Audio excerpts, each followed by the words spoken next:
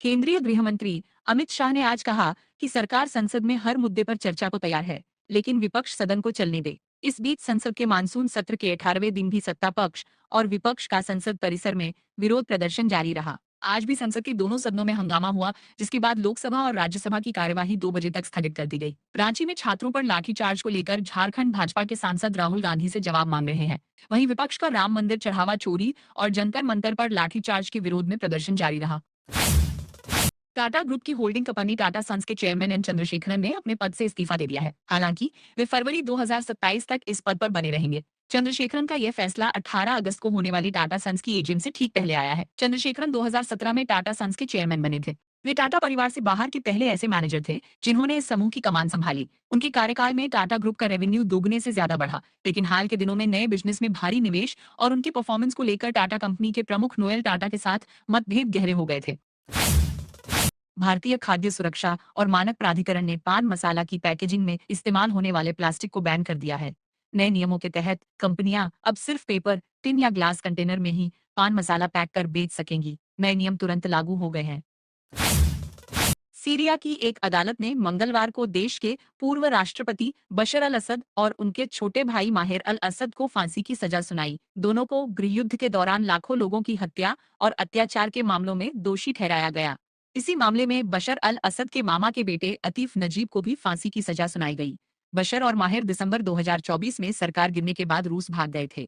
Putin सरकार ने उन्हें शरण दी हुई है। सोने चांदी की कीमत में 12 अगस्त को बढ़त है। 10 ग्राम 24 कैरेट सोने का दाम 158 रुपए बढ़कर 1.53 लाख रुपए पर पहुंच गया है। 1 किलो चांदी की कीमत 46 रुपए बढ़कर 2.35 लाख रुपए पर पहुंच गई है। इस महीने यानी अगस्त में सिर्फ 12 दिन ही सोना 10,000 और चांदी 16,000 रुपए महंगी हो चुकी है। भारत और अफगानिस्तान के बीच 3 मैचों की T-20 सीरीज खेली जाएगी।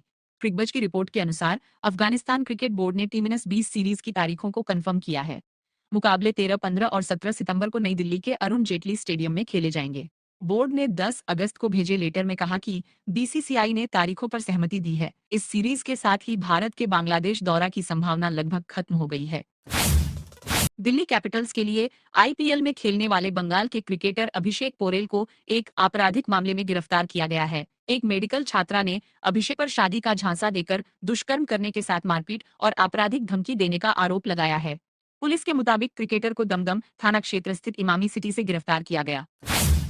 श्रीलंका ने भारत के खिलाफ पहले टेस्ट मैच के लिए अपनी टीम घोषित कर दी है। यह मुकाबला शनिवार से गॉल में शुरू होगा। धनंजय डी सिल्वा टीम के कप्तान होंगे, जबकि कमिंडू मेंडिस को उपकप्तान बनाया गया है। पहले टेस्ट के लिए श्रीलंका की टीम में धनंजय डी सिल्वा कप्तान, कामिंदु मेंडिस उपकप्तान, लाहिरू उदाना निशान मधुष्का, दिनेश चांदीमल, पसिंधु सूर्या बंडारा, सोनल दिनुशा, निरोशन डिकवेला, रमेश मेंडिस, प्रभात जयसूर्या, केशरा नुवंथा, मिलान रत्नायके, असिता फर्नांडो, लाहिरू कुमारा, विश्वा फर्नांडो, दिलशान मधुशंका। महाराष्ट्र, गुजरात और छत्तीसगढ़ की तर्ज पर अब मध्य प्रदेश में भी एनालॉग पनीर पर प्रतिबंध लगाने की तैयारी शुरू हो गई है। मुख्यमंत्री डॉक्टर मोहन यादव ने गुजरात रवाना होने से पहले बुधवार को मुख्यमंत्री निवास पर अधिकारियों की बैठक में एनालॉग पनीर पर रोक लगाने के स्पष्ट निर्देश दिए। मुख्यमंत्री ने कहा कि सरकार अन्य प्रदेशों की तरह मध्य प्रदेश में भी एनालॉग पनीर पर पूर्ण प्रतिबंध लगाएगी। मध्य प्रदेश में भारी बारिश के बीच शिक्षकों और छात्रों की सुरक्षा को लेकर शिक्षा विभाग ने अहम निर्देश जारी किए हैं। अब उफनती नदियों और नालों को पार कर स्कूल पहुंचने की कोशिश करने के बजाय शिक्षक इसकी सूचना प्राचार्य और संकुल प्राचार्य को देंगे। ऐसी परिस्थितियों को विभाग द्वारा ध्यान में रखा जाएगा। इससे प्रभावित क्षेत्रों में स्कूल पहुंचने में असमर्थ शिक्षकों को बड़ी राहत मिल सकती है।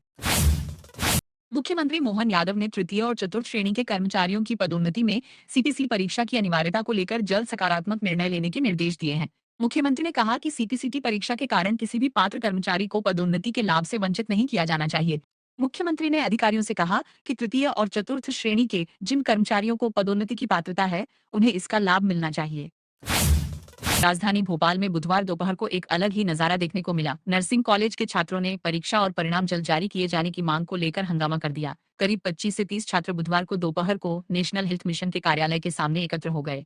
इसके बाद कुछ छात्र वहां एक निर्माणाधीन बिल्डिंग पर चढ़ गए और परीक्षा और परिणाम जल्द जारी करने की मांग करने लगे। छात्रों को इस विरोध को देखते हुए वहां भीड़ इकट्ठा हो गई और जल्द ही पुलिस भी वहां पहुंच गई। पुलिस ने समझाइश देकर छात्रों को बिल्डिंग से उतारा।